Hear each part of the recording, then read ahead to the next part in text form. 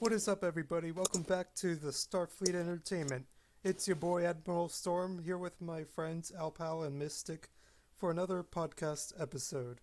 And today is all about Scooby Doo as a franchise and us growing up with this series and movies. How are you guys doing today? I'm doing pretty good. I'm pretty good. Thank It's you kind of for. hot outside. Oh, yeah. Sunday's gonna be 90 degrees. I don't know how hot it is right now.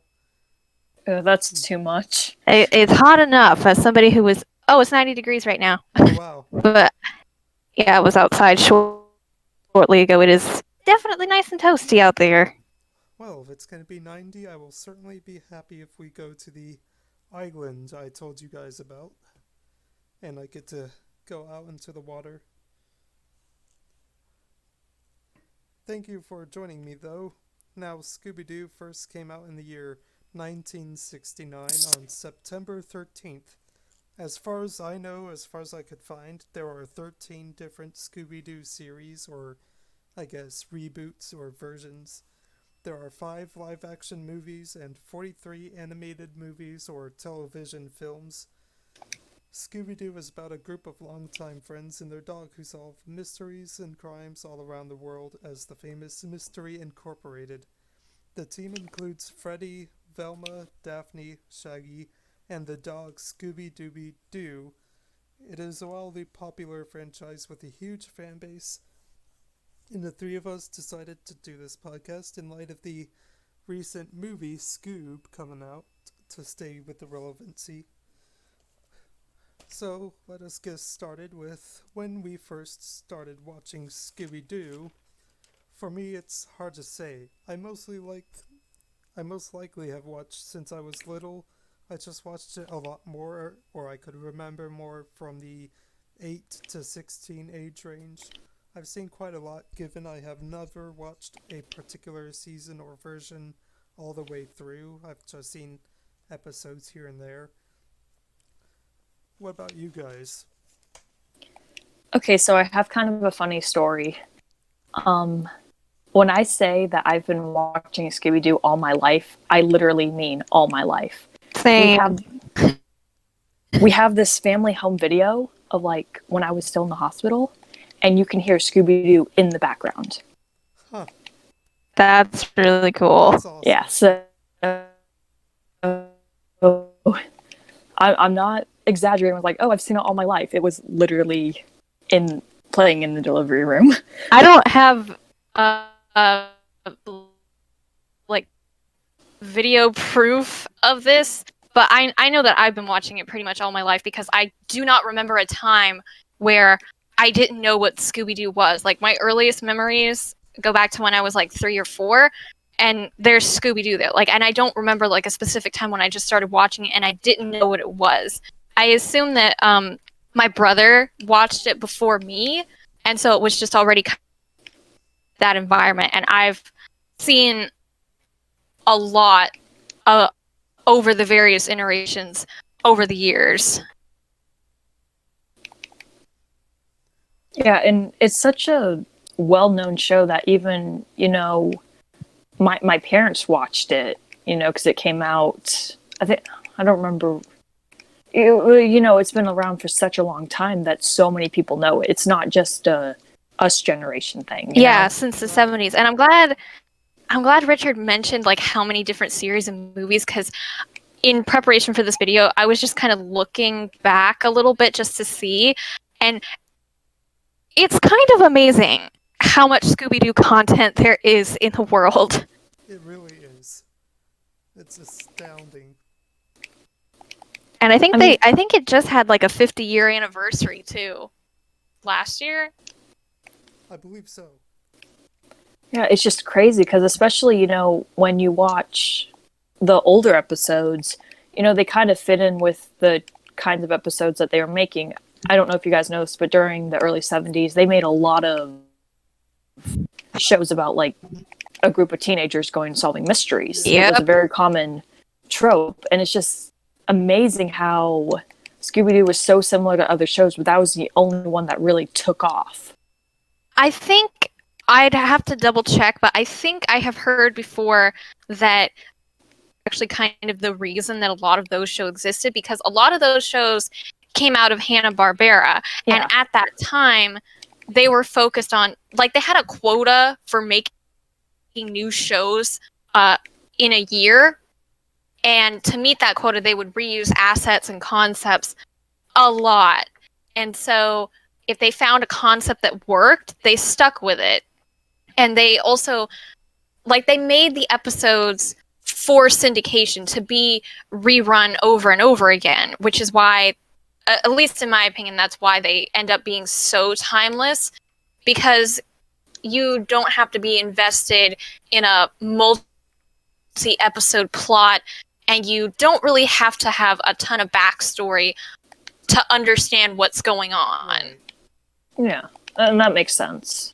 It's pretty much, it's kind of like what you said with Twilight Zone being different each episode. It's like different mysteries each episode. Yeah, but like it's also very formulaic. So you kind of know going in, even with the newer stuff, Scoob and certain other spin-offs notwithstanding, you'll kind of already know what you're getting into. Like, oh, they're gonna go to a place, there's gonna be something spooky going on. They're gonna be like, let's get to the bottom of this. They're gonna find some suspects. They're gonna go through the suspects and some hijinks, and then sometimes they have a fake out, like, oh, we think it's this person, but psych, it's not, or it's something real instead. And then they still always end up, you know, kind of getting their goat at the end of the day. Yeah, because they would have gotten away with it if it weren't for those meddling kids. The famous phrase. Which is, I believe I read somewhere that's actually only said in like 2 episodes of the original series. Yeah, it's not often. That was just really funny to me. But it did quickly become a popular phrase. True, I mean, it that's just very fits. true. It's just Yeah. so... Heard it in other types of movies or other versions of that phrase. Yeah, it's one of those things that's just become kind of a staple of the franchise. Like, you can't have one without the other type of thing. Right. Who's your favorite or least favorite character? For me, I really love Shaggy's personality. He's an easily scared hippie that sounds high a lot, but he has his rare moments of, to say the least, badassery when it's needed most. But my least favorite character, even though I barely remember him, I don't know a whole lot about him, is Scrappy Doo. I only remember him being really annoying, maybe arrogant, and a little bit of an awkward nutcase as well. Oh, I want to talk about that in more detail in a minute. His personality never stuck to me. Those are the only favorite and least favorite characters I have. I like the others pretty okay. So, again, I want to come back to Scrappy. My favorite, I'm going to be a cliche here. My favorite is probably Scooby. Oh, wow. I'm kidding. Part of me wants to say Daphne but like the problem with her is that a lot of people don't like her because for a while she kind of really didn't have a character other than being the damsel in distress. But I kind of like what later iterations did with her, where they tried to kind of appeal to her being the quote unquote token girl character, because like she really did some kind of intelligent things with that. Like I remember an episode in What's New, Scooby-Doo, where they're in, I believe it's Tokyo or Hong Kong, I forget which one. I think I remember that one. Well, she ends up disguising them with mascara and a stapler. Yeah, and I remember that one now. And like they all have black hair and black clothes, and I thought that was really inventive. And then like even in the live action talks about those, because she gets like they tried to revamp her character a little bit for those. But what's always stuck out to me is in the second movie they get trapped in a cage and she has to use blush and a pore strip to open the lock on the cage. Yeah. And that just plays in so well to her character, and I really like that about her. Yeah, I think Fashion in the has its newer uses. yeah, in the newer media I definitely like her, but she wasn't my favorite in like the older shows. But oh, that's because, as you said, she didn't really have much of a character. Yeah. Kind of depends on what iteration you're talking about, because in the newer media, I kind of don't like what they've started to do with Fred, because it's almost like they did a reversal where, like, it's also almost like he doesn't really have a purpose anymore besides. Traps. No, not even that. Sometimes he's just the ego, and I really don't like that, because I feel like there's more to Fred than that. But in the older shows, I really don't have a least favorite, like, because I have to admit, I've been going back and rewatching some of the old stuff, and I've found some iterations where I don't like Scrappy, but there are some iterations where I do like him. And again, I want to put a pin in Scrappy and come back to him once we're done with this part of the discussion, because there's kind of an interesting story there with him in specific. Yikes. I think, ironically, Velma would be my favorite. I say ironically because for people who know me, I have a very Velma-looking appearance. I have the thick rimmed glasses and the short brown hair, so a lot of people tell me I look like Velma. But also, the original show, she was kind of funny because she'd always do the ones like, "Oh, I don't believe in ghosts and all this stuff," yet she would still get scared of everything. I'm like, that's so me. So I just relate to Velma on a spiritual level. I mean, yeah, I do like Velma a lot. Like, I mean, that's what I mean when I say I really don't have a least favorite, even from, like, especially from the old show, because there's something to like about all of them. I think, other than Daphne, who, as we've already discussed, didn't have much of a character. But even then, that doesn't necessarily mean she was unlikable. There just wasn't a lot to her. There wasn't a lot to Right. like. Yeah. But speaking of Daphne, I guess in the older media, she would be my least favorite. But I never disliked her, if that makes sense. Yeah, like that's kind of what I'm saying. Is I feel like nobody ever actively disliked her, like, oh my god, Daphne so much, she's awful. I think it was more just kind of like, Neutral. she doesn't really contribute a lot to the group other than getting captured a lot. Like, she's just kind of there. Yeah. But I also really like Shaggy because, he and Scooby are always getting into stuff and they always end up being the ones who, like, kind of save the day in the sense. Yeah, and I feel like Shaggy and Scooby, I feel like they're both just really hard to dislike. Yeah, I feel like I don't even know, because I know some, just kind of along for the ride, have a lot more than, Yeah, they they would, do because stupid stuff, but, like, works. and there's just something so lovable about Yeah, them. I mean, Scooby gets brownie points because he's a dog, but Yeah. What a good boy. yeah. A good boy named Scooby-Doo. Yep. Good old Scoobert. He deserves all the Scooby snacks. How do you... But So, I guess the next thing we have is literally about how we feel about Scrappy Doo. Okay, so I want to just inject the history of Scrappy Doo because it's kind of funny. I was talking to one of my other friends about this a while back, and a video popped up in my YouTube recommendations. And basically, Scrappy actually saved the show originally, way, way back in the day when they first introduced him. The show, it was kind of getting stale at that point, and they needed something new. And so they added Scrappy. And people originally loved Scrappy because he was new and he added a little something extra to the cast.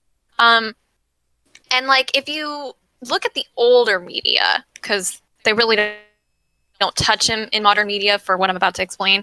But he's kind of a comic relief character almost, and I think that's part of why people would eventually come to hate him, aside from some of the other things that happen, is because a lot of people have a hard time with characters that are solely comic relief.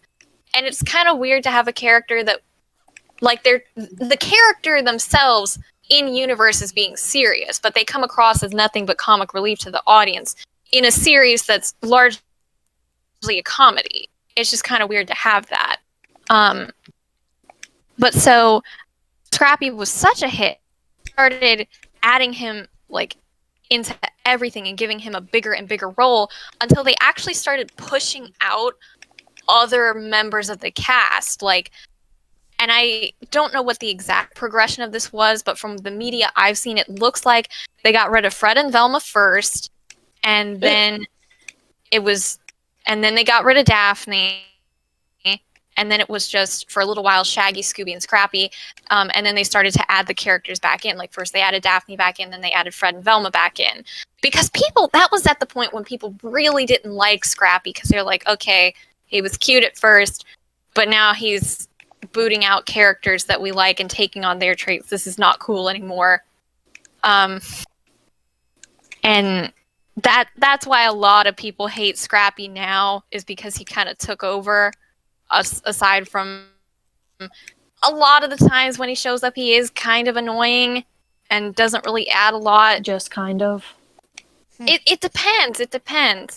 Because two of my favorite, I'm jumping ahead in our subjects a little bit, I know, but spoiler alert, and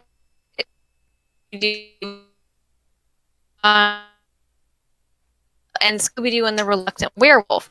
And it's just Shaggy, Scooby, and Scrappy in those. And Scrappy, to me, is actually not that annoying in those two.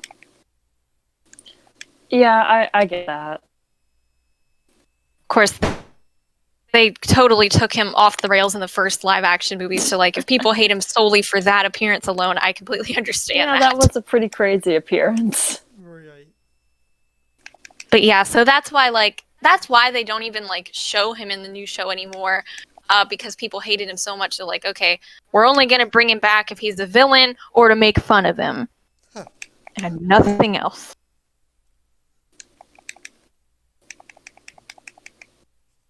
Also, I watched one of the early series, or part of it, where he shows up for the first time, and Scooby-Doo is not known for having a consistent voice cast, especially in the early years, but whoever they got voice Scrappy originally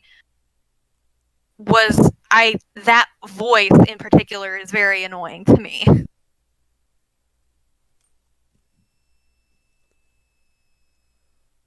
Yeah, I've already mentioned my my thoughts on Scrappy Doo and his personality.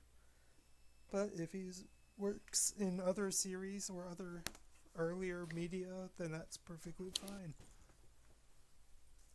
I mean, I don't entirely hate him, but it is a lot more fun to make fun of him than anything else. Yeah, I mean, I don't know. I feel like there are ways that he could be used where he would fit and he would be kind of a good character. I feel like back in the day they added in a little too much of a good thing and let it get out of control, and now they really don't know what to do with him, even when they bring him back as a villain or for a joke. Right. But I mean, I just don't really have the annoyance or hatred for Scrappy that some people do, because I haven't really seen him that much, like I kind of alluded to. Like, I only just recently went back and watched some of the early seasons where he showed up all the time.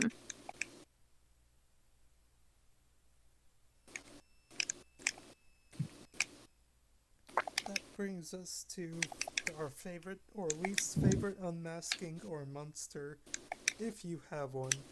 For me, I don't really have a favorite because it's been so long I can't remember any memorable unmaskings. But for monsters, well, I guess unmaskings as in contraptions that people use as well. I did love how the villains executed their schemes in Legend of the Vampire as well as the Loch Ness Monster. Those were pretty intricate to me, and I really liked how it was done and how they made it look.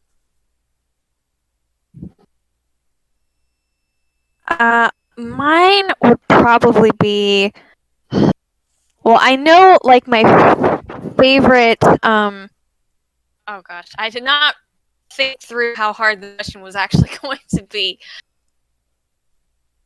Favorite monster is probably it's probably the two Miss Lenoir and Lena from Zombie Island, Oh, yeah. because they're just they're kind of evil. It's hard not to for that. I mean, that movie in general is really hard not to give kudos to as far as the Scooby Doo movies go. Unmasking, that one's a little bit harder. I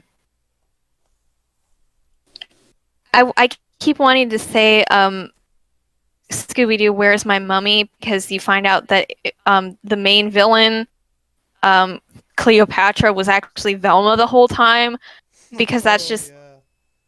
that's just such a like you so don't see that coming. But I'm totally biased because that one is in like my top 5 favorite movies, just because I have a thing for ancient Egypt.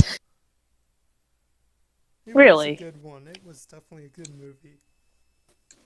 Yeah, I feel like they kind of went through an era, and that was one of them, where they wanted to have their cake and eat it too. Like, they wanted to have real monsters, but also do a regular unmasking. So they kind of do a switcheroo where they make you believe for most of the movie that the monster's real until you get to the very end, and surprise, they were actually a bunch of people in disguise. Yeah. I think Pirates Ahoy was the other one, and I feel like there were more, but those are the two main ones I remember. Yeah, I don't really know if I have a favorite. First, right when you asked that question, my mind started going through every single Scooby Doo media I've seen, Yeah, and same. that's a lot. Favorite. I don't. I don't think I have a favorite. It just. It is a hard choice. I don't. I don't know, dudes. There's just. There's just so many good things about so many different, you know, episodes, and then you got to pick between series. That's too hard. Kind of like picking a favorite child. It's not hard for too many people. I guess we can Like, go on to the favorite movie or episode and least favorite. My absolute favorite movies are the previously mentioned Legend of the Vampire, and my other favorite is Scooby Doo and the Alien Invaders, because I love alien stuff, but it was also the first time I think Shaggy and Scooby found real love and found like real possible connections.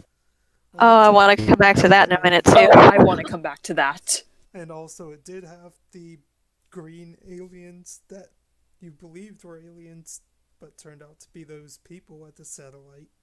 Spoiler alert. Well, it's a I mean, movie. spoiler alerts for really anything Scooby Doo at this point. Scooby Doo's I an mean, old franchise, so who cares? It's not like we're talking about the new Scoob movie anyway. I mean, spoilers abound for it anyway. But yeah, I don't, however, have a least favorite. I could really watch any of them. I mean, I have some that I'm not that keen on watching. Like, okay, of the ones I've actually seen, because there's plenty that I haven't seen, because there's just so many of them. Scooby Doo: The Mystery Begins.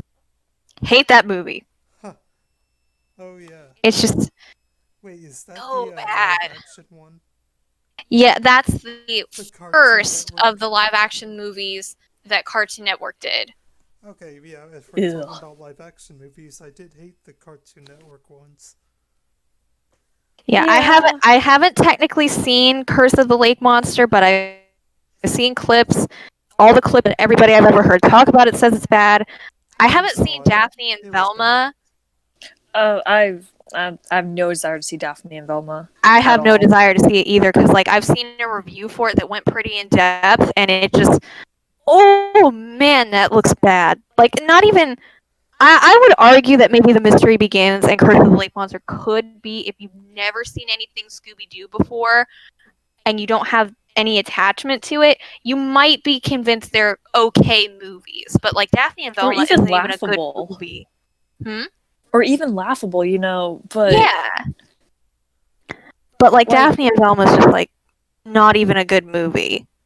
Yeah, I didn't even know it was a thing until I started looking up stuff for the podcast. And then I saw this and I was like, do I want to watch this? No, you don't. Look, the two um animated crossover movies that Scooby Doo did with WWE are better than that. And I'm not saying they're good. They're just really funny for what they are. oh my goodness, I forgot about that. Yeah, I did too. I also just thought it was really funny that in at least one of them, because I've only seen one of them, but in one of them, Daphne, the entire time, is lusting after John Cena. That was just really funny to me. What a crazy crossover. I mean, I forgot all about that, but I'm so happy you reminded me. you're welcome. Yeah, Scooby Doo is actually not really a stranger to celebrity crossovers. It's just sometimes they're done right and they actually kind of make sense and work, and sometimes you just laugh at them because it's just funny. Right. What about you, El Pal? What are your favorite movies or episodes? If you can My choose. favorite movie is probably Ghoul School. It occurs It's to me I didn't actually answer that question. oh But go ahead. I really like Ghoul School. It was one of, like, the first, like, movie kind of, yeah. I think it was like the first movie I saw, so nostalgia points. It's one of the first ones I remember seeing. Yeah, and it seems to be like the one movie I can never escape from. It's like I'm always seeing it around in media, or I was babysitting one time and the kids I was babysitting were watching it. I'm like, I cannot get away from this movie. But I really like it, so that's the good thing. Yeah, like it's really hokey because you have to wonder why they spend so much time focusing on a volleyball game. But I don't know. It is one of my favorites, like I said earlier. I think the And first. either it or Where's My Mummy or Zombie Island. Those three are like the three I can't choose between because I like all of them for different reasons. I think Zombie Island, anyway, is like one of the most popular or most well known ones. Yeah, and that's No, probably because it Singapore. was the first of 4 direct to DVD movies that came out in 19 it was like very late 90s, very early 2000s for those 4 movies, Right. and they were all like one each year. It was the first one, and it was really the first one to kind of take Scooby-Doo in kind of a darker direction. It wasn't the first time they did real monsters, but it was the first time it felt like there was real real fear, real stakes, if that kind of makes sense. Right. Yeah. I think the first one I ever watched, the first movie I ever watched, was the one with the chupacabra. El Chupacabra, Scooby-Doo and the Monster of Mexico, which I'm glad you brought that up because it's funny, that was one of the first ones I saw as a kid too, and I did not realize for a really long time that the Chupacabra was actually not a Bigfoot like they said in the show.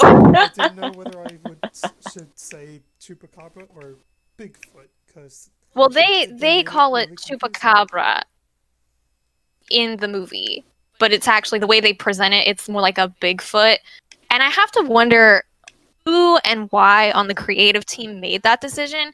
Especially because if you think about it, like I think how much cooler would it have been to see Scooby actually face an actual chupacabra, right, a It would be vampire very goat? cool. the goat I sucker.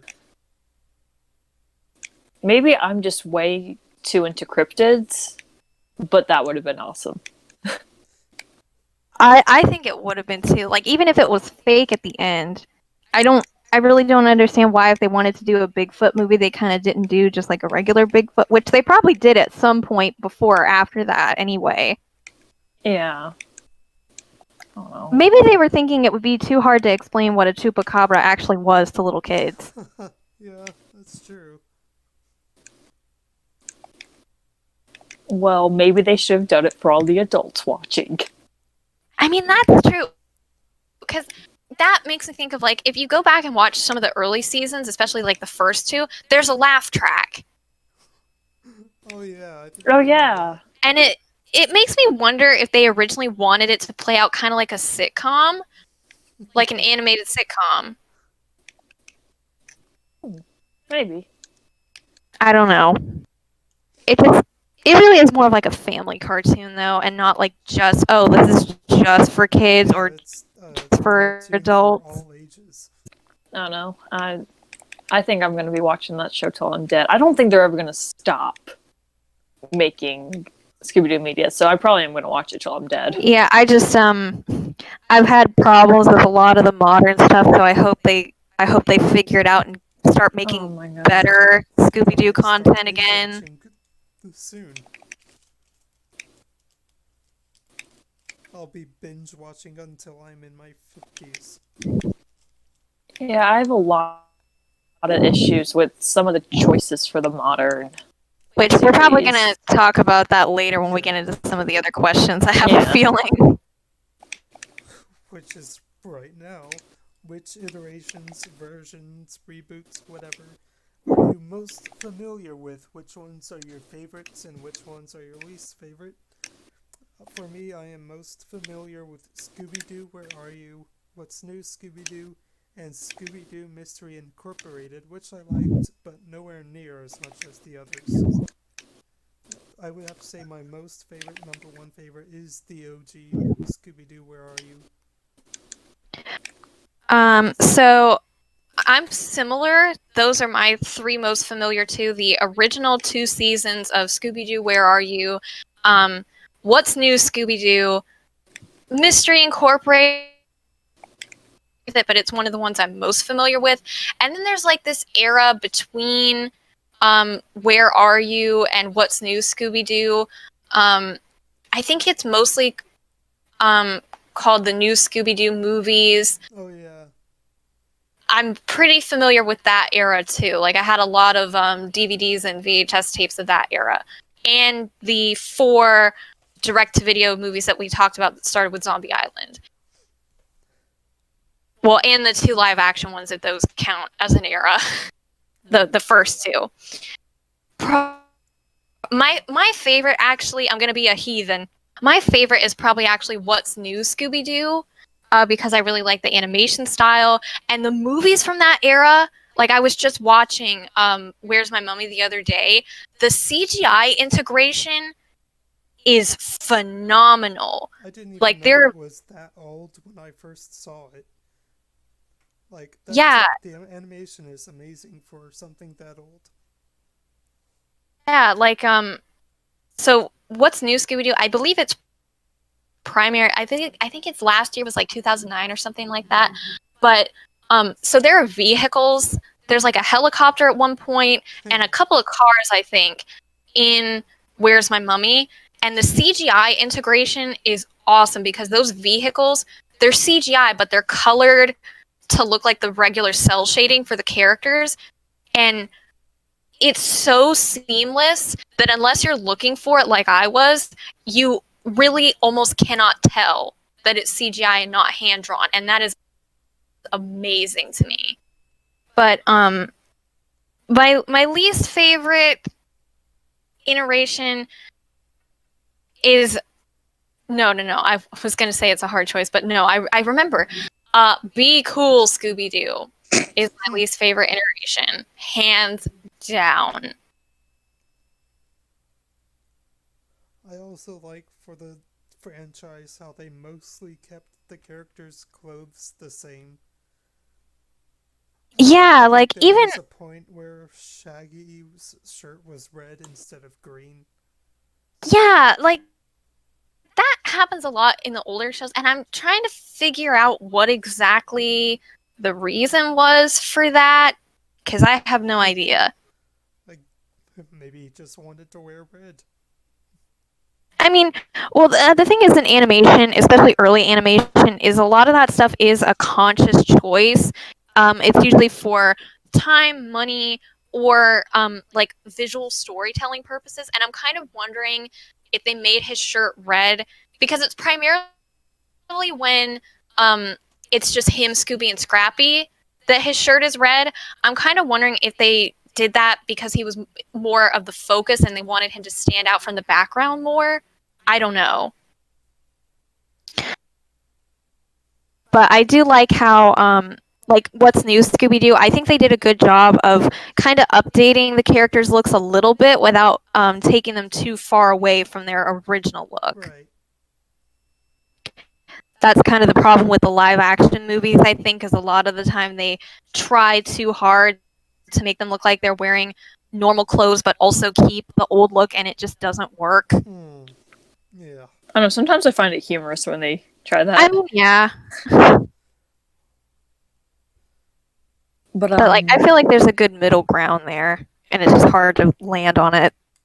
yeah. My favorite is probably the original Scooby-Doo, Where Are You? There's just something so nice about how cheesy it was. Yeah. You know, I know it Yeah. was pretty much the same episode over and over and over again. I love the But there's classic just running through doors and the classic hallway scenes. yes. The chase sequences. And you know, like I think in the second season of Scooby-Doo, Where Are You? They'd always have like some old music group playing songs when they ran. It's just, you know. Okay, that's the one thing I have to say that for a while at least it kind of transcended the ages that Scooby-Doo has had some of the best chase scenes because it seems like they always picked good music. They really. For real. Especially like I think that's one of my reasons that where What's New Scooby Doo is one of my favorite things, and those are my favorite movies, is because the chase scene music is just so good.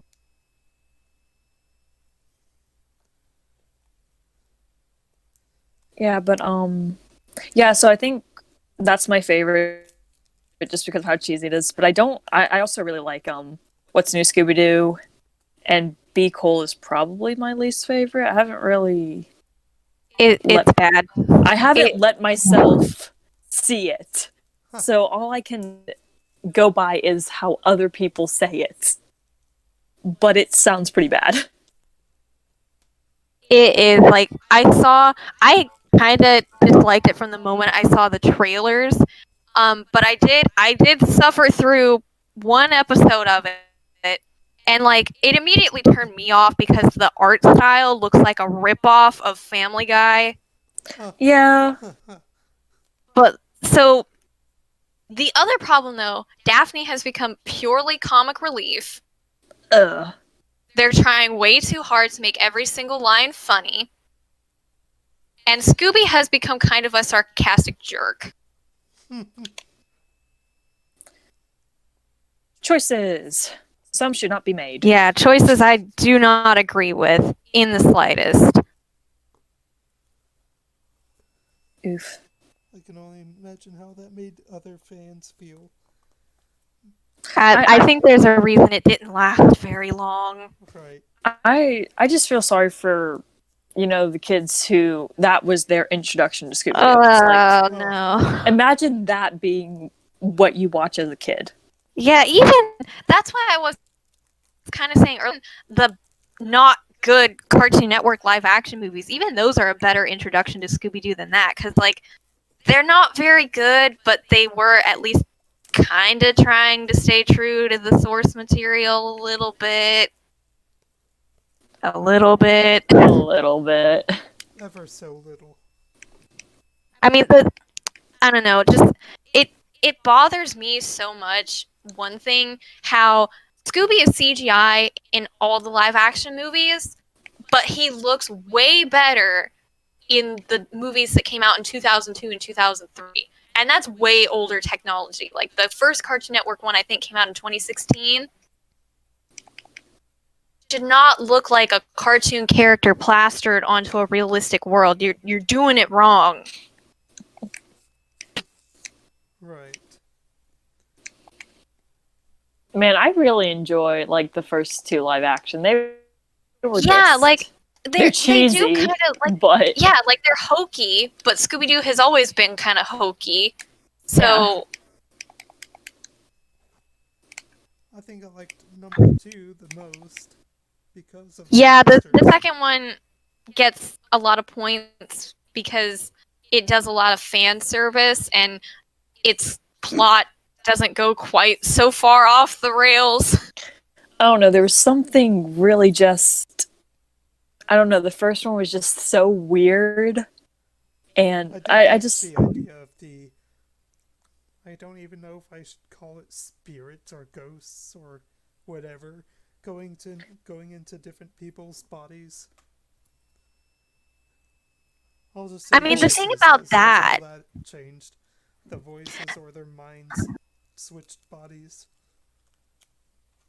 the thing about that to me is that like that's funny, but it only happens like because the mystery gang is there. If they were not there, nothing like that would happen because the souls or whatever just all go in that vat that they find them in or whatever. Right. It was all planned because they were invited to the island. Well, I don't know if he planned for them to find the vat and do all the body switching, but yeah, that doesn't really which also like of all the ways for Scrappy to just go completely crazy. I mean, if you're gonna do it, you gotta do it. You gotta Go big or go home. And they definitely went big. Which I also think it's kind of funny how if you kind of look throughout the various iterations, there seems to be kind of an obsession with making Scooby in specific like this special dog that is required for spiritual rituals or whatever. Because there's that, and then he's kind of part of like a prophecy in Where's My Mummy, and then in Mystery Incorporated, yeah, and then in Mystery Incorporated, there's like a story arc there with that's like super weird, and I want to know where that came from. It is crazy. Also, of all the things they've ever done, I don't think I've ever seen an episode or a movie where they explain why Scooby can talk. Actually, now that you mention it, I don't think I can think of one either. I mean, not that it really needs to be explained, but I think that's the one plot avenue nobody has ever explored. Which is weird because that seems like one of the first plot things you'd want to kind of go over because Yeah, like everybody wants to go over how the gang got together and started solving mysteries, but like I feel like in comparison, nobody really cares. That's so mean to say. I don't know. For Scooby to be able to talk. I feel like just because of how crazy the world is, if a talking dog came up to me, I don't think I would bat an eye. I would just be like, okay, dude. I mean, that's true. But I'm kind of wondering if it was just something like it wouldn't even have to be anything super complicated. Like personally, I'd be happy with an explanation like I don't know if you guys have seen a show on PBS Kids called Martha Speaks. Yeah, and like her story is that she just like ate alphabet soup and the letters got lost on the way to her stomach and ended up in her brain, so that's why she can talk. I'd be happy with something like as simple and ridiculous as that. I don't know, I kind of have issues with ridiculousness like that. Like, I mean, Yeah, the dog could talk, but you're telling me that it talked because the soup went to the brain? Nah, I'm not buying it. I'm kidding. I just like to pick on stuff. Scooby Doo not being able to talk is like Clifford not being explained how he got big, other than that he, I guess, got a lot of love and that somehow made him big. Oh no, I guess I just put dogs on such a high standard that, like, I believe they can do anything. So, I if mean, one just started talking to me, or if one, became president, I don't really think it would surprise me. Dogs are great. okay, so I want to touch on like the thing about Clifford, like that actually makes sense to me because I think the idea there is to send a message to little kids about like, oh, if you love something, it makes it stronger type of thing. And I mean that is kind of true, is that like if you love something and take care of it, something alive like a plant or an animal, they do better. And Right. I think that was maybe the underlying message there. And I don't know, it just kind of makes sense to me. I don't really know how to explain that. I guess I am happy with the new movie, the new Scoob movie, that they at least show you Scoob and Shaggy meeting when they're both young. The Okay, I saw a trailer where apparently it was young Shaggy talking, and like, oh man, that voice did not belong in Shaggy's body. I don't care how old he was supposed to be. It Same. did I not belong agree. on Shaggy. The trailer I saw, I said, that doesn't sound like a good Shaggy. Well, and like, okay, so I haven't actually seen Scoob, but I've seen a couple different reviews of it, and I've seen clips, and I also know they apparently did not ask any any of the original voice cast to come back. Why? That's dumb. It really is like they wanted to get Even like to me, Scoob sounded off for Scoob's that. voice. Oh That's why my he sounded off. goodness. And again, like Scooby Doo as a franchise is not necessarily known for being super consistent with the voice actors, but like if you have ones that have played the characters consistently available, use them. I don't know, especially for like Shaggy, he has just, such a unique voice. Right. And That's the thing. He actually he was originally voiced by somebody else who either retired or died, I forget which. And he ended up getting voiced after that by the guy that played him in the first two live action movies because he did such a good job. Yeah, I was about to mention, Shaggy's voice is iconic. I know this is a little off topic, but I worked a haunted house last year, and one of the guys in my group could do a Shaggy voice. So he went around with all the groups in the haunted house talking like Shaggy, and it made everything 10 times more fun. Sounds like it. There's just... I'm a little more lenient on the other characters' voices, but Shaggy's just... He's the one voice, besides Scooby, that if you change, it's really gonna make me upset. Well, Scooby, like even Scooby's had voice changes because I know one of his voice actors, like his original one, did die. But I think for me, the only thing that's ever bothered me about Scooby's voice is at some point the decision was made so that he would stop putting R's in front of every word. Yeah. So he's essentially talking normally. It's just a gruff dog voice, and I don't personally like that creative decision. Because it's not a good one. Yeah, like he's a dog. He's not supposed to be. That was like one of my other problems with Be Cool Scooby Doo is they do that, and Scooby just sounds like he's got a chest cold. Yeah. That was a horrible impersonation of even a bad Scooby voice, and I'm so sorry. No, I think you would have done better than. No. I don't know about him, that. Or like, okay, Daphne's voice. Hers doesn't really bother me because her voice has been wildly inconsistent, probably the most inconsistent. But Fred, his voice, as far as I can tell, has always been consistent. I think he's had the same guy doing him since the beginning. I could be mistaken. Velma's a little bit different. Like some of the newer stuff, I really don't like. They changed her voice at some point fairly recently, and it sounds wrong. I But know like, for sure that in the new Scooby movie, her voice sounds different. Different voice. Of course. Why yeah, should we like keep I just anything the same? like just the other like yesterday, I was watching one of the 2019 movies, and everybody sounded okay except Velma. Velma, she sounded kind of like this, and it was just kind of weird to hear her talking like this when this is not normally how her voice sounds. They're doing my girl dirty. I mean, well, because even like she had different voice actresses in the early seasons, but they eventually found one and kept her fairly consistent. And then in What's New Scooby Doo, I think it was a different voice actress, but her vocal style was consistent with the types of voices they picked before. So I don't know. That's something for me in animation that always bothers me is when they start changing up voice actors, especially when they don't have to.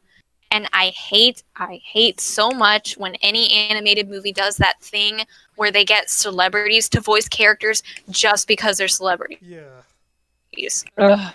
Tell me about Like it. I really 'Cause could not care less about star power. there's just, and I'm not trying to diss, celebrities at all, but there really is an art to voice acting that's different than regular acting. Yeah, and some people can't do it.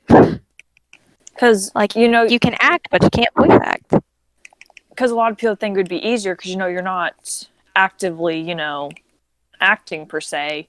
But Voice it's acting takes years and years of practice. it's Just a lot like of regular work. acting.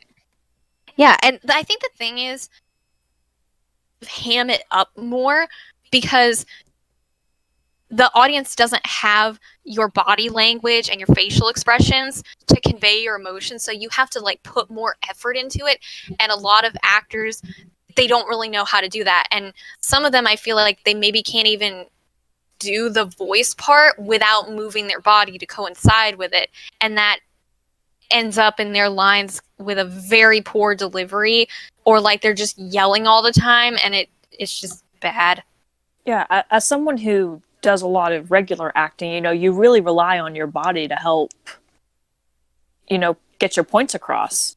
And I've never tried voice acting, but it really is something so unique. And I understand your pain when, they just get random celebrities to do voice acting because 9 times out of 10, it doesn't sound good to me. Yeah, I mean, sometimes it works. Very, very rarely. It works and it works very well, but sometimes it just falls completely flat. And it's kind of like you wouldn't expect a voice actor to be able to go out and do like regular acting. It's the same thing. Yeah, because they are very different, and a lot of people don't seem to understand that. Yeah, I just. For voice actors in animated movies and shows, you don't really have to be on a huge set. You go into a recording booth, you can have your script right in front of you. You don't necessarily need to memorize the lines all the time. I think they do prefer if you can memorize them so you're not looking at the script the whole time, because like if you are doing that, it's very easy to slip into you are just reading words off of a page and nobody wants to hear that. No, I mean, I've seen some videos of like voice actors in recording studios, and they do get into it. Like they know their lines. They recite it just like any actor would. It is different, but I mean, it's acting.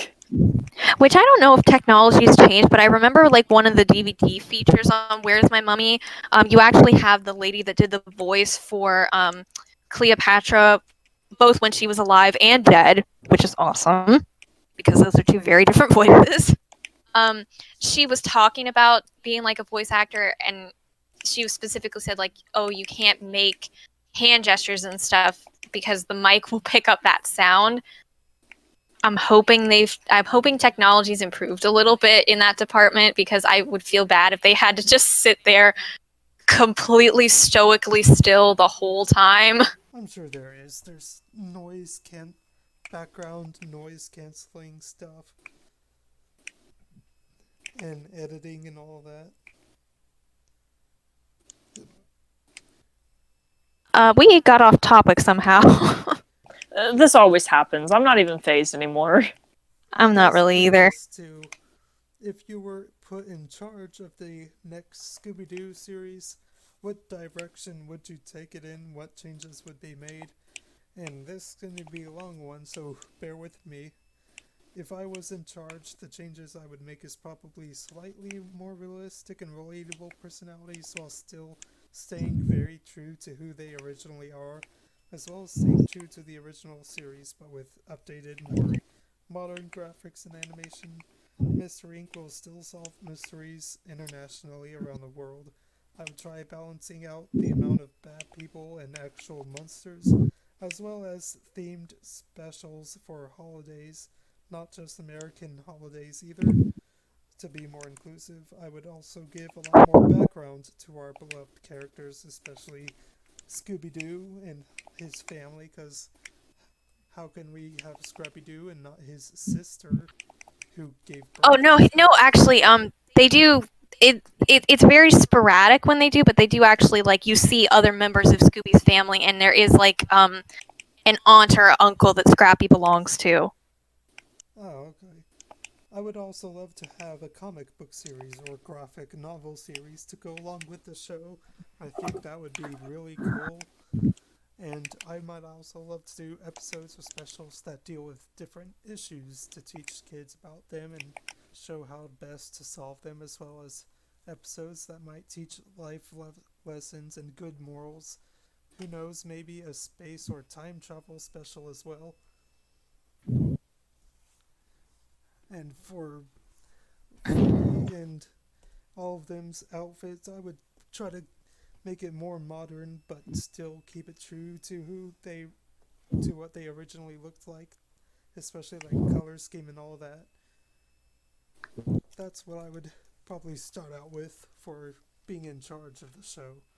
And yes, I would also try to get all the original or the current voice actors, whoever's available, that they can, at least the ones from the earliest that I could choose, which would be Mystery Incorporated. If I can get those ones, that's fine by me. But I would love the OG voice actors.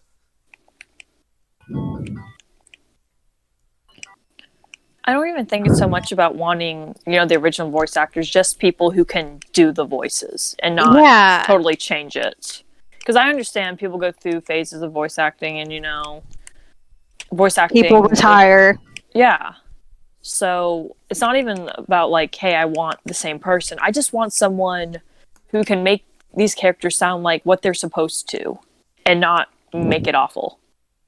Yeah, like it took me a while to get used to his last name's Lillard. I don't remember his first name. The guy who does Shaggy in Mystery Incorporated, the guy who played him in the live action movies. It took me a while to get used to his voice just because it's different from the Shaggy voice I know. But he still, like, he does do a good job as the character. He still has, like, the same energy, and it's like he understands the character. Yeah, and that's really important, because I know what you mean about the whole getting used to his voice, but I think he portrayed Shaggy very well, and that, he really is Shaggy, Yeah. Or even, like, Scooby, because Scooby had, like, a voice actor change. Even when the writers don't do very well with his dialogue and they do the thing where he doesn't put the R in front of the words, Right. like, he still sounds like Scooby. He just sounds more like if Scooby was a human and not if Scooby was a dog. Yeah, I still have issue with that. Yeah. But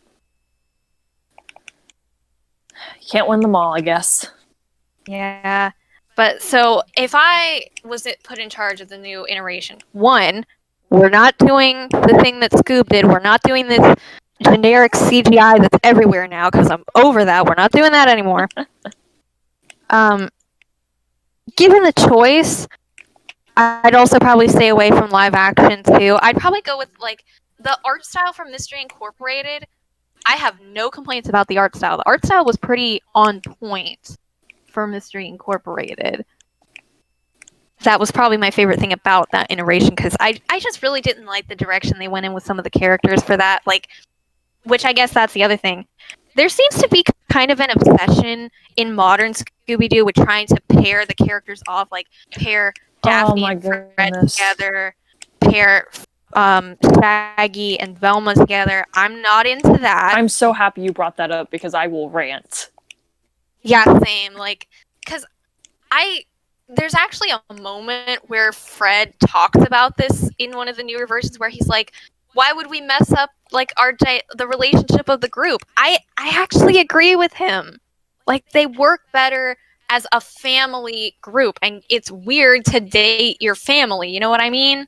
Yeah, I think, especially when like I first started, deep down I do kind of still ship Daphne and Fred, but it's not, you know, I'm a lot happier with it not being touched than it being touched in a bad way, you know? Yeah, like, I don't mind them flirting. I don't mind, like, them going back and forth flirting and kind of teasing each other, but I don't think I ever want them to actually be in a full-fledged relationship. Weren't the actors who played Fred and Daphne in the live action married in real life, or is that... I have no idea. I'm pretty sure in the first live action, the actors who play Fred and Daphne were married in real life. Pretty sure, don't quote me on that. I know the girl that played Daphne was, like, she had just finished playing Buffy the Vampire Slayer. Oh. Which was interesting. I did not know that. Yeah. But I definitely agree with you with the whole flirting thing. Like I said, I don't mind them together, but I also don't think Scooby-Doo's that kind of show. Yeah, you know, it's not a romance. romance. Now, when they tried putting Shaggy and Velma together, that made sense. I was like, no, don't do that. Like, they never even had... Like, they never even had that dynamic before. That was like a modern thing. I have never felt any kind of romantic tension between them at all. Yeah, I feel like the only reason they went that way was because a lot of people ship, you know, Daphne and Fred. And so, like, well... we gotta pair off the other two. And it's just like, no, that doesn't work. Like, Shaggy and Velma are probably my two favorite characters. I love them to death, but no. And like, not together. That's what I'm saying. It's like, it's almost like they're brother and sister, and like it's just weird for a brother and sister to date. Yeah. Well, like I said, I can get behind Fred and Daphne most of the time. You know, it's fine, whatever. I don't care, but no, don't do that to my babies. Yeah, like, if you're gonna pair anybody off, pair off Fred and Daphne, but leave everybody else alone. Yes. Unless you're gonna bring in a new character.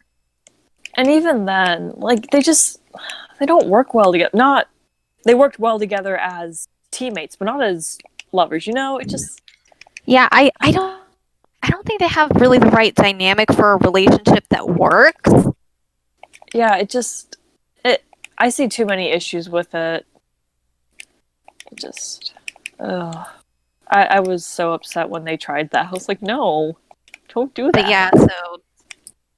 definitely stay away from that if I was put in charge of the show. Like, if I'm gonna pair off anybody, I'm bringing Crystal and Amber back so Shaggy and Scooby can have a happy ending. Or if I can't bring them back, Googie from The Reluctant Werewolf. She was Shaggy's girlfriend in that movie, and then never showed up again. I hate when they do that. I know. Darn it, it's like... they were in the Alien Invaders movie. It was the girl and her dog from Alien Invaders. Let's have Alien Invaders 2. No, because... No. Let me tell you why that's a bad idea. They tried to do Return to Zombie Island, and it was a hot mess. Really? Yeah, sequels aren't really... Sometimes it works. Sometimes it works. But more often than not, it doesn't. Well, okay, so here's my example of instances where it works. I recently... So there's an 80s version of Scooby-Doo where Vincent Price was a character. And it's amazing. Very, very hokey. Of course. But so it's called The 13 Ghosts of Scooby-Doo, and the thing is, they only ever caught 12 of the ghosts they were supposed to. Because, like, okay, this whole thing happens. They open this box of demons, and they have to retrieve them. That's like your plot for the. And first of all, it ends super abruptly. Like, you can tell these episodes were made for syndication because you really don't get like a arc like you would think, and it ends really abruptly with no conclusion to the box. They made a movie in 2019, The Curse of the 13th Ghost, that's supposed to be like a conclusion to that, that's supposed to wrap that up. And I think it actually worked pretty good. Okay, I've never seen that, so I really wouldn't know, but I didn't know trust your either of those judgment. things existed until like a week ago. Huh. But Oh, whoever, the guy they got to do Vincent Price in the new movie, because Vincent Price is dead, the guy they got to do, he did a really good job of impersonating him. I think it would have been better if they brought Vincent Price back as one of the ghosts. Like the actor back. There was a Scooby-Doo and Batman movie. There was. Man, I hate Batman. Don't get me started I'm on this. looking This at is not the time for all me to the talk about movies on Batman. FYE. What? I'm looking at all the movies on FYE website. You can watch a lot of the Scooby-Doo stuff on Verve, but just a warning, Verve pauses and lags really, really bad. And I did a little digging.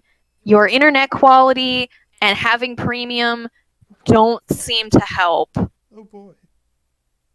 Yeah, because that's how I was watching like the Scooby-Doo stuff I've been watching recently, especially the 13 Ghosts stuff that I don't have. And oh god, it was so annoying. Like, Verb is not a good streaming service. They need help. I'm Sounds sure you like can it. find them on Kiss Cartoon. Just have ad blockers. Maybe. But like it's like, it's bad when I can be watching Hulu and not a single, like, I might have to wait 2 seconds for it to load between episodes, but other than that, no pauses, no lags ever. But then I switch to Verve 5 seconds later, and it struggles to get through more than 10 minutes of screen time without getting stuck. That's frustrating. It really is. Like, it's very, very annoying, especially because, like, I hook my computer up to the TV so I can watch it on a bigger screen, and I have to, like, get up and go to the computer every time and refresh the page. Right. What about you But guys? Any other changes or directions you would take the show in? yeah, I was Oh, that trying to was the get back to question? that. What the question was, if you were put in charge of the series, the next one anyway, what direction you would take it in? What changes would you make? So, like I was saying, art style from Mystery Incorporated, probably. As much of the original voice cast as possible. And, like, I don't know. I feel like I would maybe focus on trying to do, like, I would almost want to do it kind of like a true crime not documentary, a true crime Ooh. drama. Like, it would have to be done very, very carefully. But I'd want to kind of meet somewhere between that and, like, the hokey comedy the series is known for. Right. And I feel Especially like if with, you could like, find... some of its adult humor. Oh, no. Like, I would do the thing where you appeal to adults by having references and stuff, but, like, no, the characters are still talking completely family friendly, like they always have and always should, in my opinion. And they don't, like, they might make a joke here or there that's, like, quote unquote adult humor, but it's not like it's not something you Hidden wouldn't want a kid to innuendos. hear. Like, I would still want it to be very much a family show at the end of the day. For little kids, but also not like Adult Swim. I didn't realize how many adult jokes were in movies I liked until I started rewatching them as an adult. I was like, oh my goodness. So if you could do that with, Scooby, that would be great. Yeah, like something like that, or even the first live action movie has a lot of stuff like that. Oh yeah. Like as long as you can like balance that with just general humor, that's okay. Because crude humor isn't even great to begin with. Yeah, like you have to balance it, and a lot of people get the balance very, very Depends wrong. on how it's executed for me. It has to be executed very carefully. And Yeah, like and that's what I'm saying. Yeah, and that's really hard for a lot of shows to do. So when it's done correctly, it's really great. Yes. But yeah, so like that's the type of thing I'd want to do. And like if I had to do live action, I probably would frame it almost exactly like a lot of like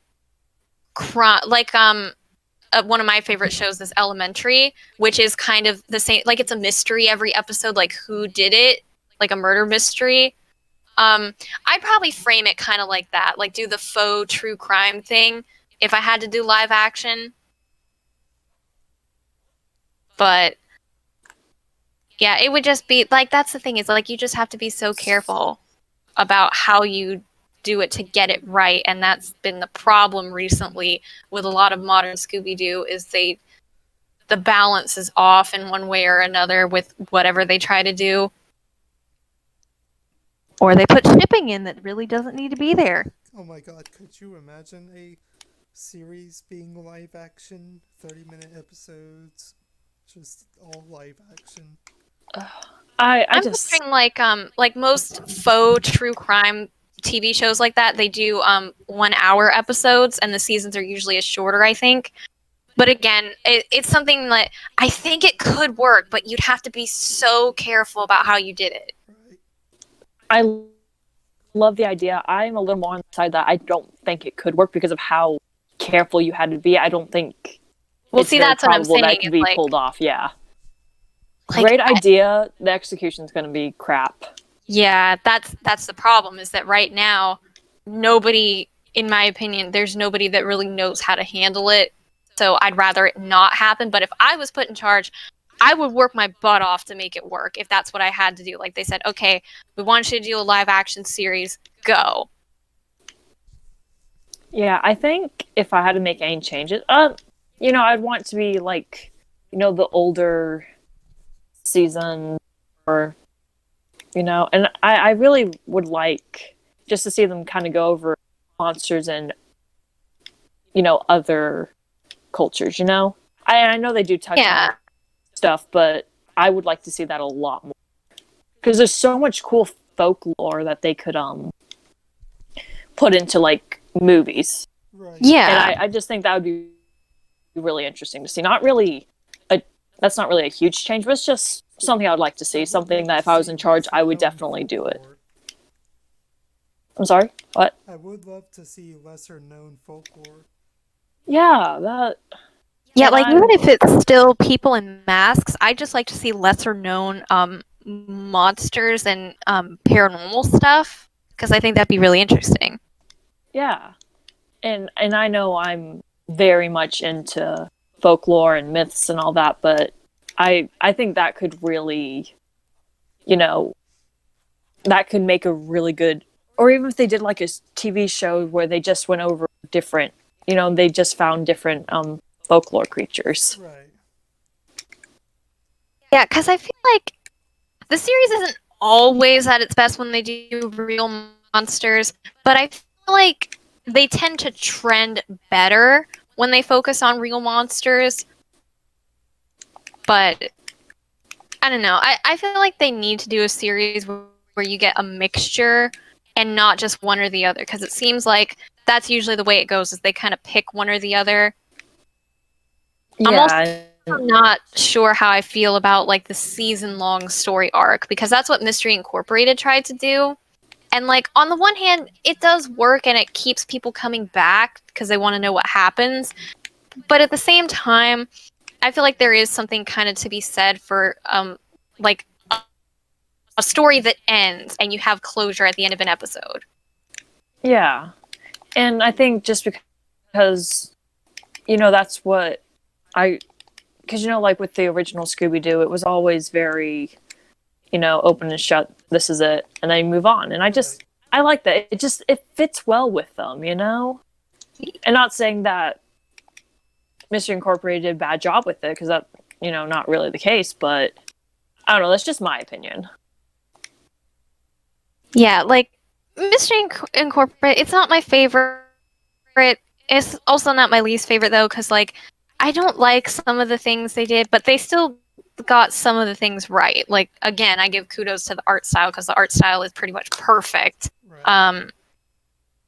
But and there were some plot points I saw. I didn't see every single episode, but there were some episodes I saw the plot points like, oh, okay, this works. And then there are some where you have Daphne and Fred involved in this singing competition. That's like, why is this One of the in a things I didn't like about it Scooby-Doo was that they episode? were stuck and based mostly in Crystal Cove. Yeah, and I think huge spoiler alert, I think the overall ending is that they find out the whole town was cursed or something and Scooby was somehow the key to unlocking it or something. I don't remember. I saw the finale like one time several years ago. I do not remember. But now we have the current series animation style. Mm. Well, okay. I think there's actually a series, Scooby-Doo and Guess Who, which focuses on like celebrities dropping in and solving the mystery with them. Yeah. I think that came technically after Be Cool Scooby-Doo, and the art style's better. Cheaply made. Don't hit me with a rock if I'm wrong on that one. And then there's Scoob, which has, like I said earlier, the generic CGI style that everybody's using now, and I'm really just over it. I miss 2D animation Right. in theatrical releases so much. Yeah, I feel that. Overall, what is your favorite thing about Scooby Doo in general? For me, my favorite thing about the franchise is it appeals to all ages. It can be both dark and creepy as well as funny and lighthearted. It's not too scary for kids to watch. It has some humor for adults, but it's not too obvious where you have to explain it to children. You can anyone can watch it and it's a timeless classic. Very memorable characters, lovable characters. Yeah, I think that's my favorite thing about it is it is just like timeless. Like it's a little bit hokey, it's a little bit spooky, and there's just something about even the older episodes that just kind of transcends the ages, and I think that's why it stuck around. And I just love that about it, that it is spooky without being scary. It's funny without being over the top Most times.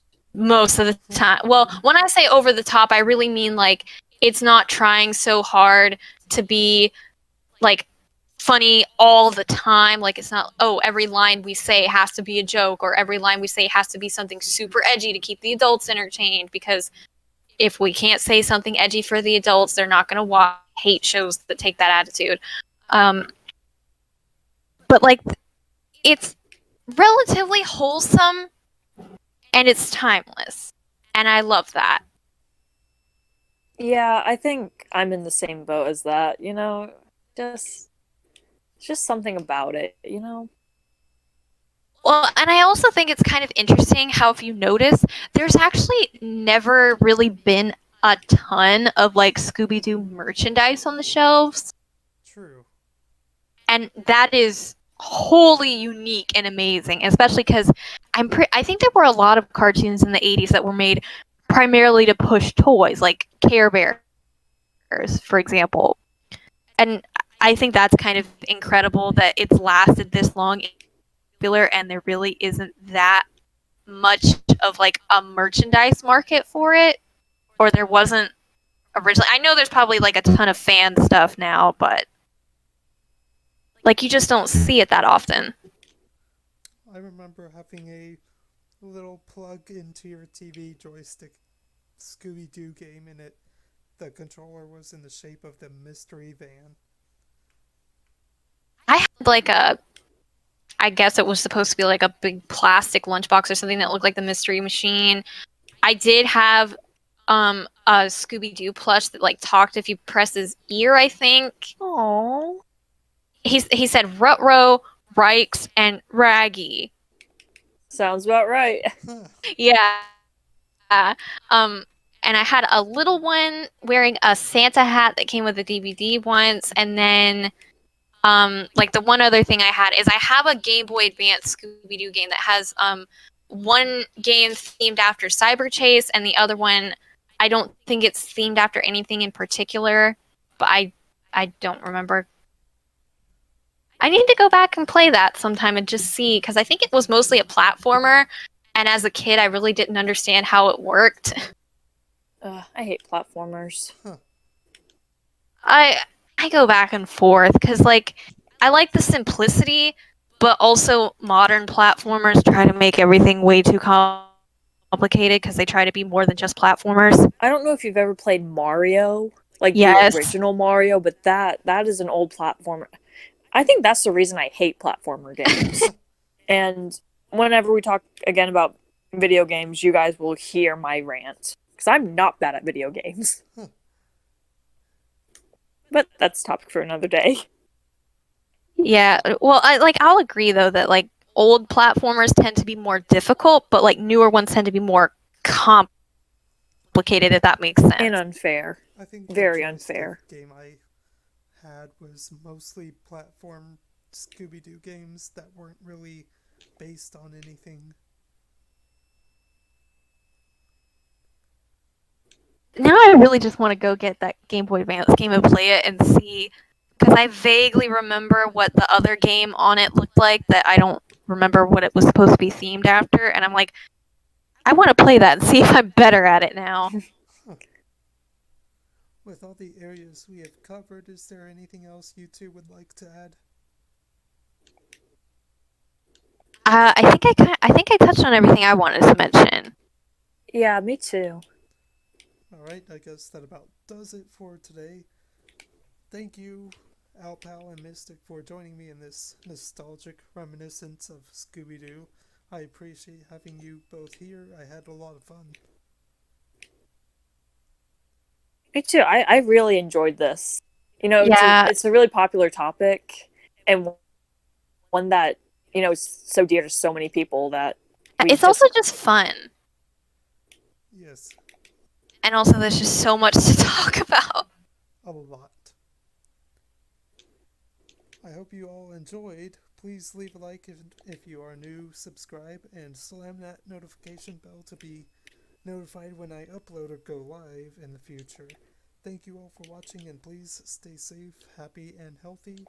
I'll see you all in the next video. Peace.